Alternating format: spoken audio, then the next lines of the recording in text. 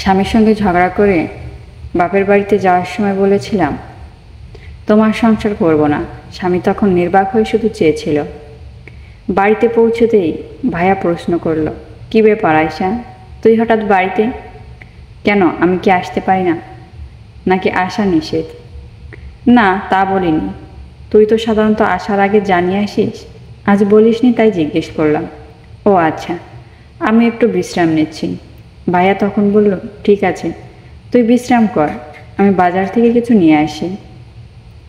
এমন মুহূর্তে ভাবি বলে উঠল, বাহ, দরদ দেখে উতলে পড়ছে বোনের জন্য। আমার বাবা মা এলে বাজারে যাওয়ার নামগন্ধ থাকে না, আর বোন বাড়িতে আসতেই বাজারে চলে যাচ্ছে। বলছি, পকেটে টাকা আছে তো, নাকি বাচ্চার স্কুলের টাকা নিয়ে যাচ্ছ? ভাবির এমন কথায় ভাইয়া বলল, আরে এমন করে বলছো কেন, বুঝলাম না।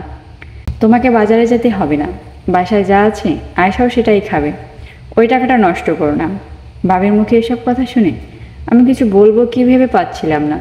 পৃথিবীতে এই ভাইটি ছাড়া আর কেউ নেই আমার। বাবা মা অনেক আগেই মারা গেছেন।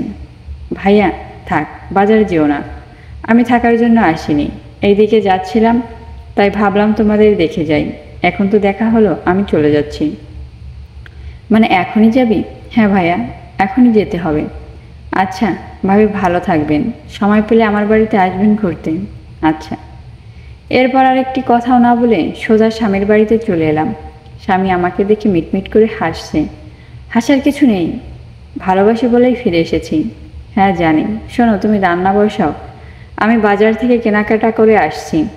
আসলে বিয়ের পরে যদি সুখের কোনো স্থান থাকে সেটা স্বামীর বাড়ি। স্বামীর বাড়ি থেকে ঝগড়া করে একবার নিজের বাবার বাড়িতে যান, বাস্তবতা বুঝবেন, কে আপন আর কে পর তা স্পষ্ট হয়ে যায়।